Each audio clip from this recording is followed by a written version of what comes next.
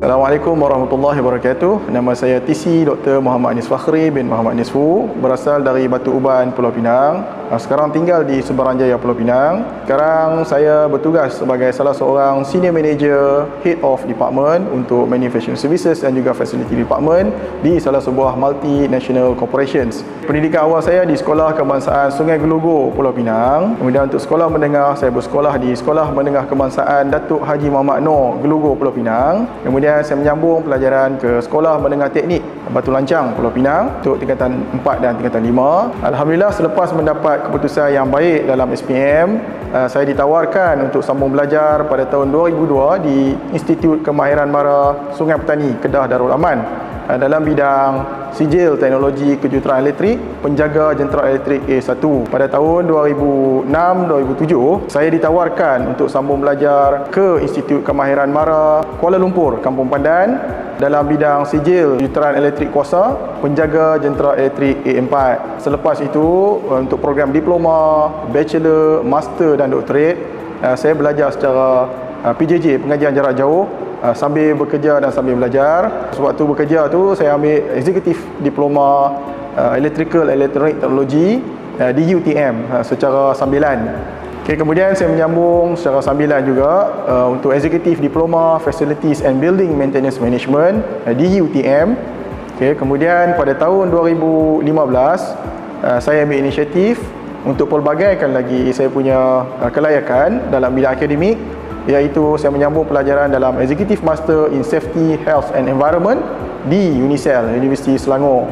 Pada tahun 2020, iaitu pada waktu zaman COVID, saya mengambil peluang pada waktu itu untuk sambung belajar dalam bidang management, iaitu dalam Executive Master in Business Administration di UMPSA, Universiti Malaysia Pahang Sultan Abdullah.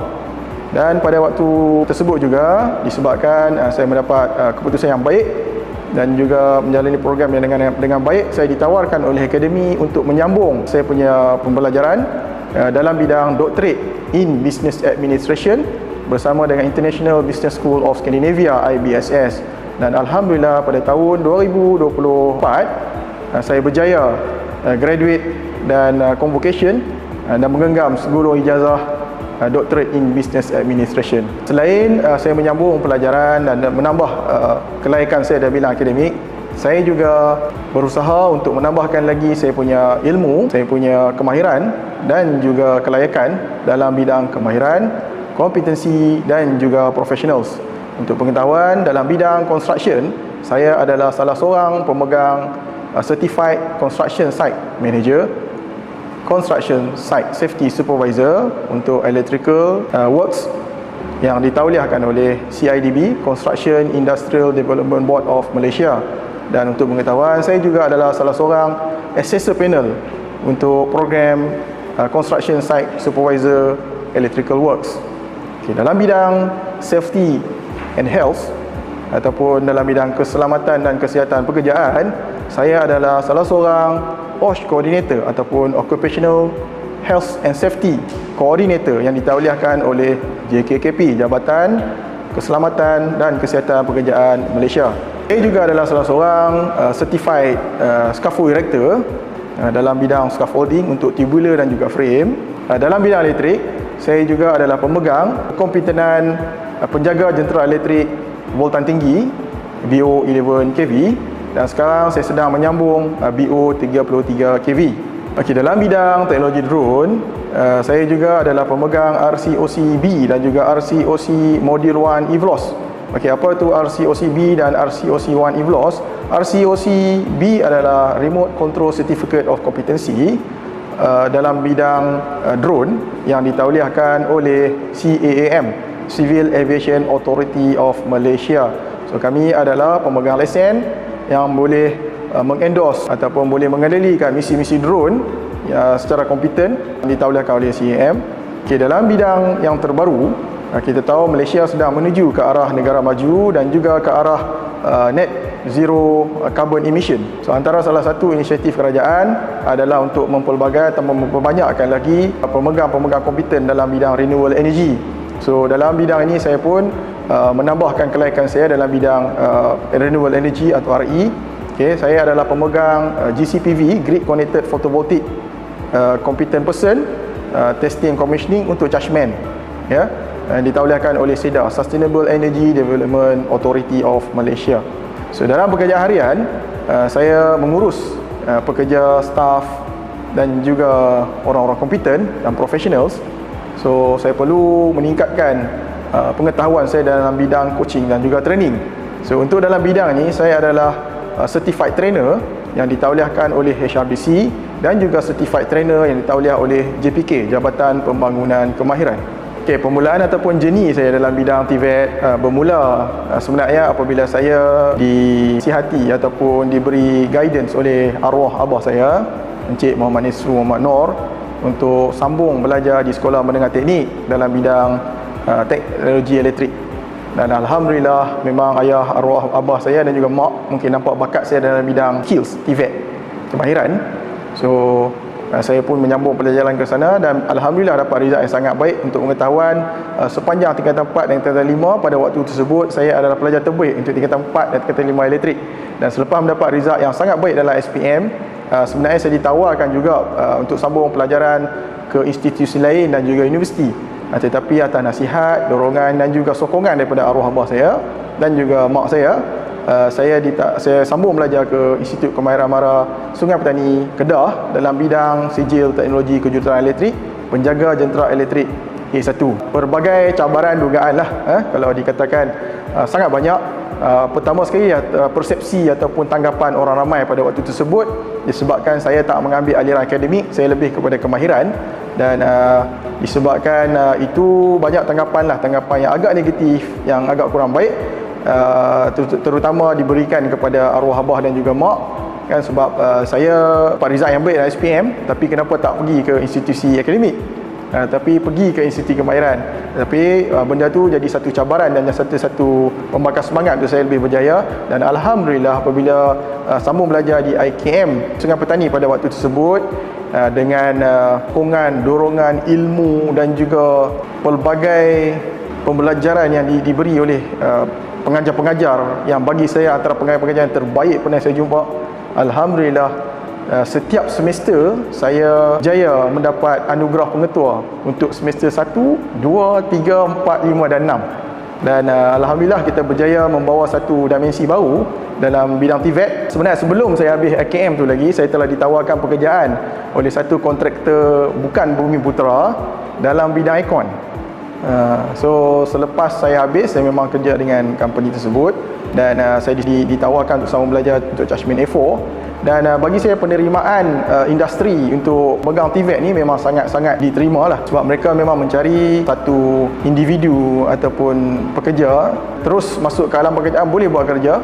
At least kita dah ada basic ataupun asas ilmu pekerjaan. Cumanya mungkin kita tak expert lagi pada waktu tersebut, tetapi kita sebagai individu, kita perlu ambil inisiatif sendirilah untuk menambah kita punya pengalaman, kemahiran dan juga kita punya kelulusan.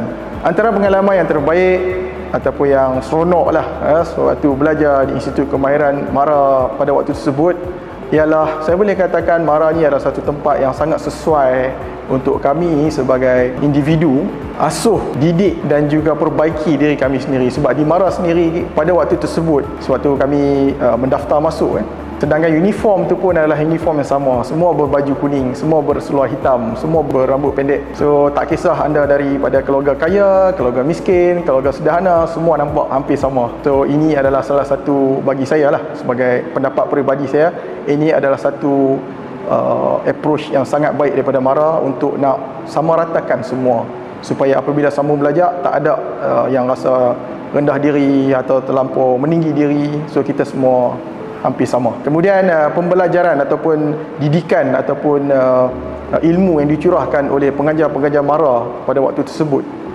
memang sangat-sangat hebat bagi saya lah.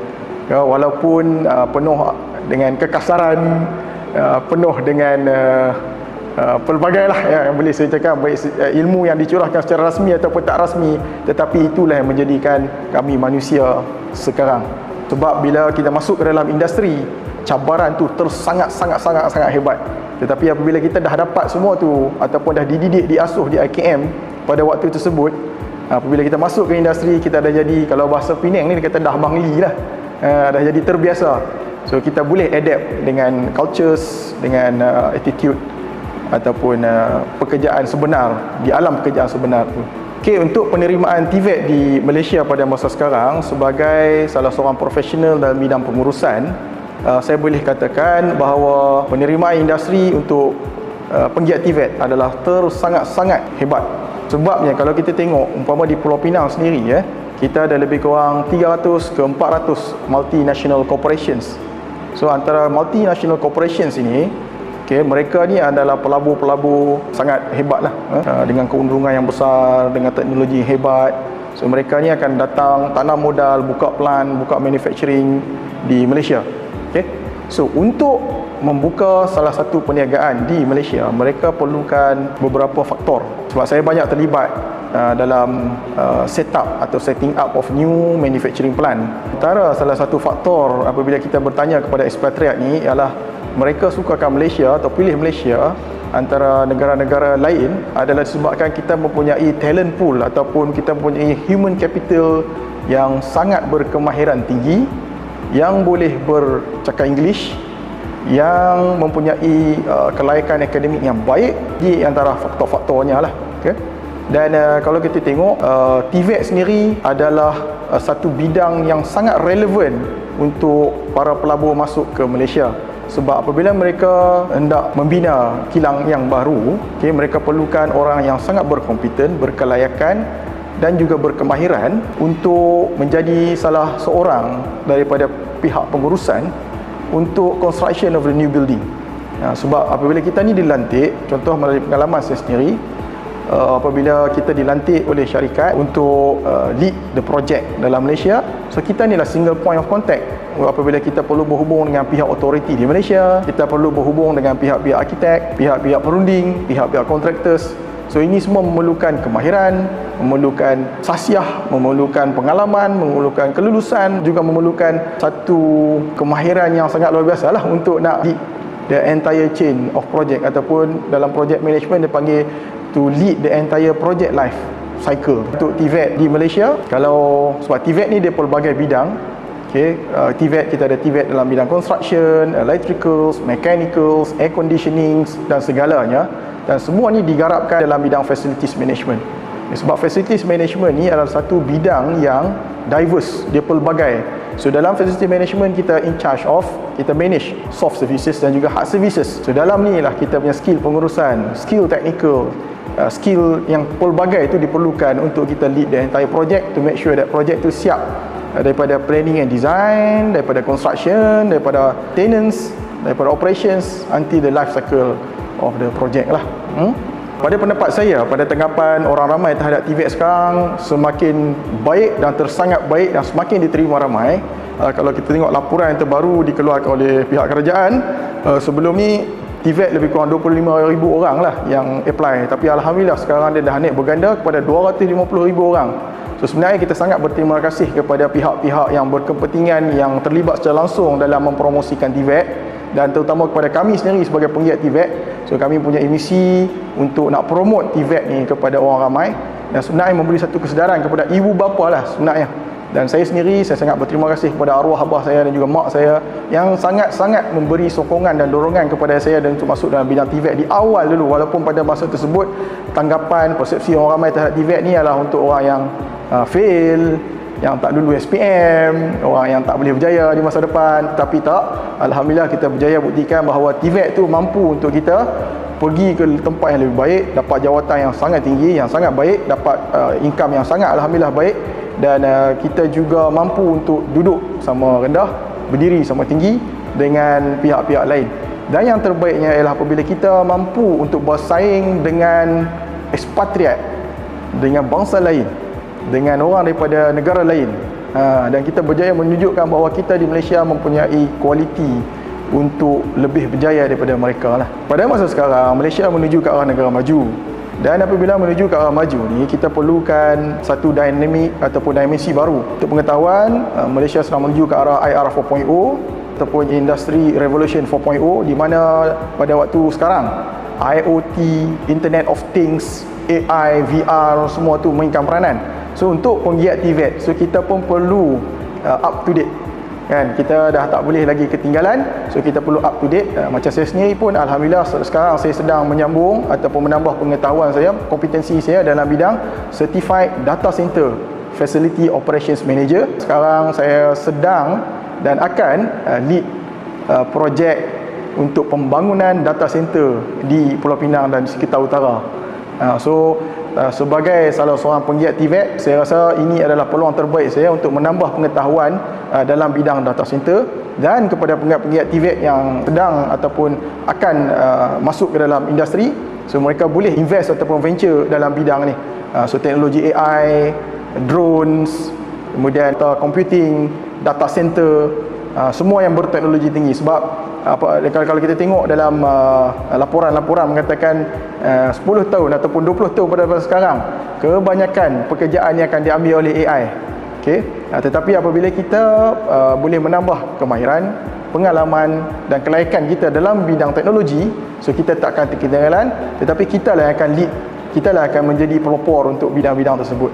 So saya rasa untuk orang-orang TVET memang boleh venture ataupun invest ataupun tambahkan kelayakan mereka dalam bidang teknologi tinggi.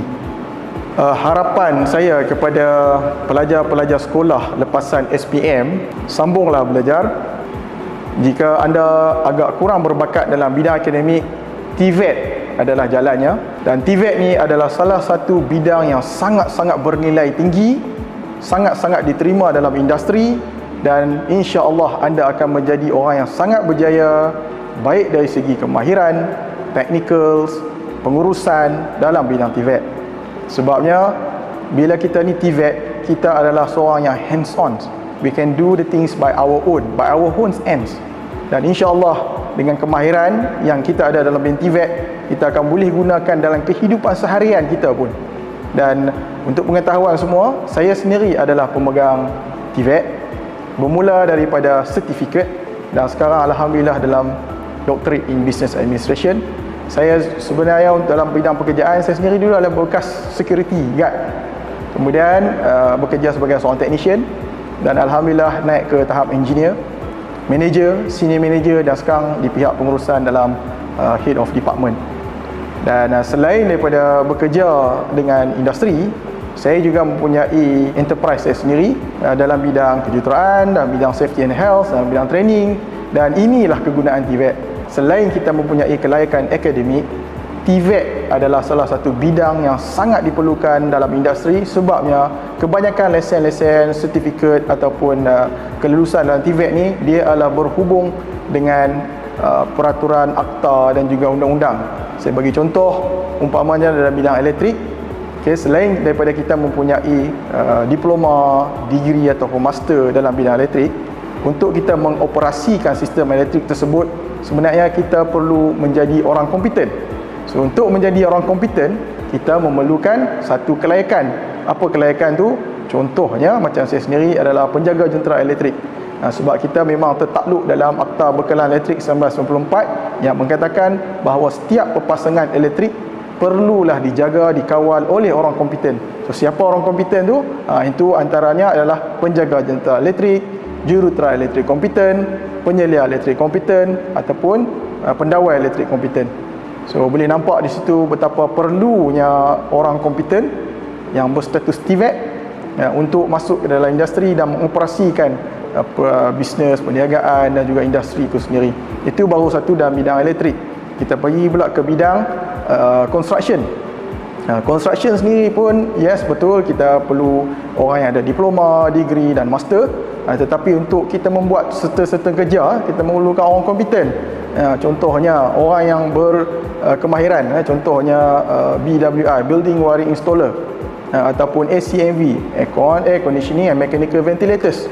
Dan projek itu sendiri perlu diselia oleh construction site supervisor ataupun diurus oleh construction site manager.